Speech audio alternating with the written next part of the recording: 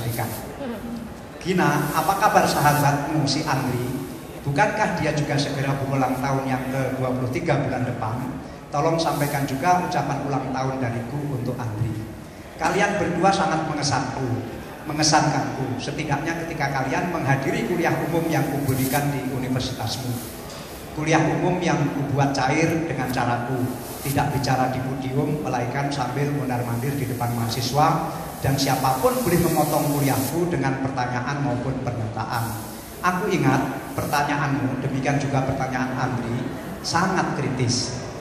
Hari itu puluhan mahasiswa yang mengangkat tangan untuk bertanya, tapi hanya beberapa yang kebagian waktu, termasuk Anda berdua. Aku tergagap mencari-cari jawaban atas pertanyaan kalian, mulai soal politik energi, pangan, sampai ke soal mobil listrik.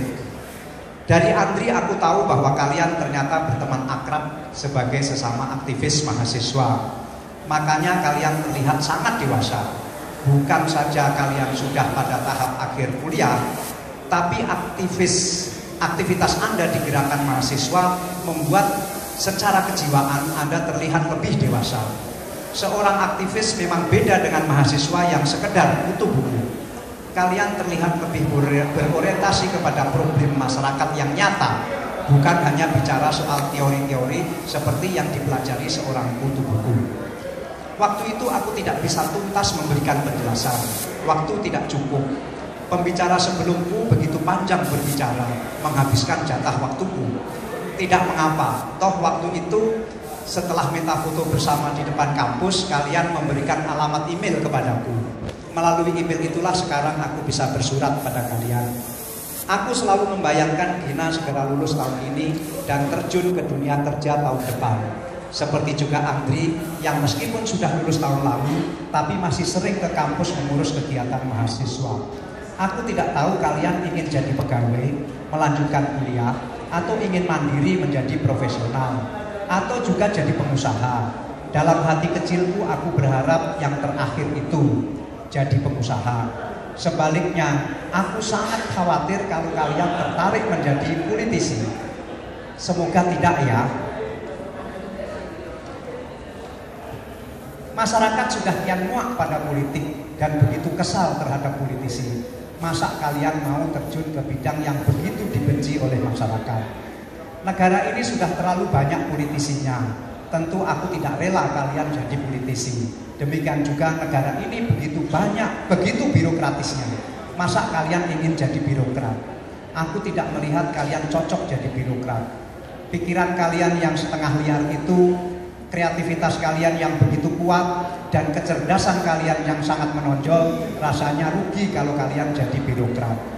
Bayangkanlah ketika kalian kelak berumur 30 tahun, itu berarti 8 tahun lagi. Tidak lama loh, 8 tahun lalu rasanya baru kemarin, berarti 8 tahun lagi juga segera tiba. 8 tahun lagi kalian berumur 30 tahun dan Andri 31 tahun. Pada saat kalian berumur 30 tahun itulah aku membayangkan kalian sedang di puncak ambisi kalian. Kalau kalian menjadi pegawai negeri, ambisi kalian tidak akan tersalurkan. Kalian akan terkungkung oleh sekat-sekat dan aturan yang sangat mengungkung. Umur 30 tahun adalah umur yang ideal untuk mewujudkan ambisi seorang manusia. Karena itu carilah lahan yang bisa memberikan peluang bagi seseorang yang berumur 30 tahun atau 31 tahun untuk seluas-luasnya berkreasi mengejar ambisi. Itu hanya akan bisa terjadi di dunia swasta, khususnya dunia usaha mandiri. Dengan menjadi pengusaha, Anda seperti berada dalam dunia yang tidak terbatas, tidak ada sekat dan tidak ada langit. Tapi memang tidak juga mudah. Untuk mencapai tahap itu, kalian harus memasuki sebuah ruang yang sangat gelap. Untuk mencari pintunya di mana, kalian hanya bisa mengira-ngira atau meraba-raba. Kalian tidak bisa membedakan mana pintu dan mana dinding. Bahkan kalian tidak bisa melihat kalaupun di lantai itu penuh kotoran atau lubang. Bisa jadi dalam mencari-cari di mana pintu keluar itu, kalian akan menginjak kotoran atau bahkan terjeglong lubang. Mungkin kalian akan berdarah-darah. Tapi dengan kecerdasan, kegigihan, dan usaha yang tidak mengenal menyerah, akhirnya kalian akan menemukan jalan keluar dari ruang gelap itu. Bisakah kita menemukan pintu keluar itu tanpa harus masuk ruang gelap lebih dulu? Aku tegaskan tidak bisa. Pintu itu memang adanya di balik ruang gelap tersebut. Banyak orang tidak menemukan pintu tersebut karena segan atau malas atau takut memasuki ruang gelap tersebut. Aku yakin kalian bukan tipe penakut. Aku perkirakan kalian akan berada di ruang gelap itu selama 6 tahun. Kok lama? Memang begitulah naturalnya, sunatullahnya.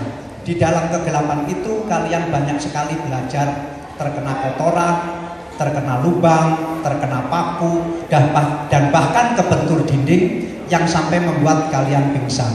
Tapi semua itu membuat jiwa kalian akan lebih matang, membuat kalian akhirnya menemukan pilihan terbaik yang akan kalian tekuni. Saat kalian menemukan pintu itulah kalian berumur 30 tahun, kurang sedikit atau lebih sedikit. Pada saat itulah kalian berada dalam puncak keperkasaan seorang manusia. Sebagai lulusan universitas, kalian memiliki intelektualitas yang tinggi. Sebagai anak muda, kalian memiliki fisik yang prima, yang mampu tidak tidur selama 2 kali 24 jam.